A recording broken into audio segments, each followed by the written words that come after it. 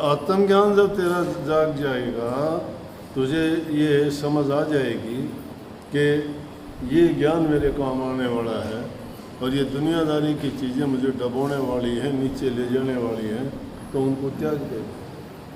तो इसलिए कहते हैं साधुओं का संग करो। और आगे क्या कही थी दूसरी लाइन में था, संतों के संग से। और अच्छा गुण के बताया कि देखो और फायदा क्या होगा साधु की संगत करने से। साधु की संगत करने से संतों की संगत से काग हंस हो जा। काग हंस कभी होता नहीं है। ये दो गुणों को तुलना की गई है। काग जो है एक बुरे कर्म करने वाला जीव है। हंस बहुत ही पवित्र और शरीफ जानवर है जो किसी को तकलीफ नहीं देता। और कौवा सबको तकलीफ देता है। सब जानवरों को साधु कोई ना कोई करता रहता है बदमाशियाँ। सत्संग में जाके तो जीव सुधर जाता है। सतगुरु हर प्रकार से जीव की घड़त करता है, सब दोषों को निकाल देता है। किसी न किसी तरह से जिस ढंग से भी वो जीव सुधरना चाहता है तो उसको ये आत्मज्ञान करवा देते हैं कि भाई संतों के संग में गए। देखो आप में से कितने लोग, कोई शराब पिया करता, कोई झगड़ा किया करता, कोई निंदा चुगली करता, कोई जुआ खेलता। अब इन्होंने इन चीज़ों के बारे में जान लिया कि इनसे नुकसान है।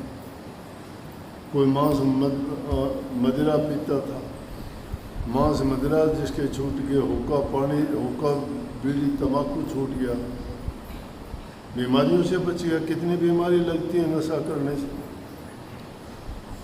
तो वो काग वृत्ति छूट के हंस वृत्ति हो जाती है, किसी को दुख नहीं देता।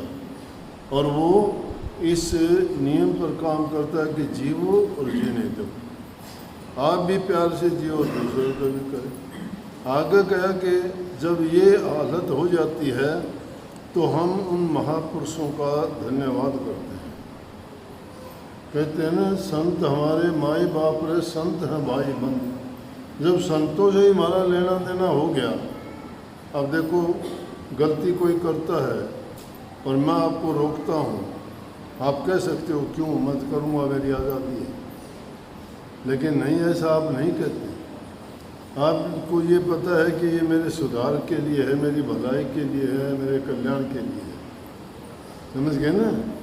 तो इसलिए माई बाप की तरह से हम धमका भी सकते हैं, माँ बाप की तरह से, भाई बंधु की तरह से हम प्यार भी करते हैं। तो कही कि संत हमारे माई बाप रे, संत भाई बंद। जब सारे सब कुछ हो गए हमारे, भाई बंधु भी वही हैं, सखा भी वही हैं, मित्र भी वही हैं, और माँ बाप भी हमारे वही हैं। माँ बाप की तरह से तो हमें प्यार देते हैं, भाई बंधु की तरह से हमारी मदद करते हैं, और मित्र की तरह से जो है हमारी सारी बातों में वो साझी होके हमें सुख दुख के साथी हैं।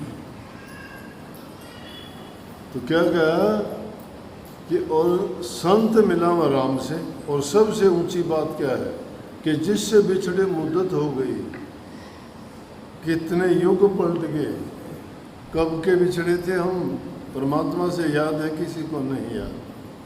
ये जरूर याद है कि पता नहीं कितनी योनियों में धक्के खाए हों। जब मुश्किल से इंसान का चोला मिला है तो संत सबसे बड़ा उपकार तो ये करते हैं कि प्रभु से हमारा मेल कराते हैं। उनके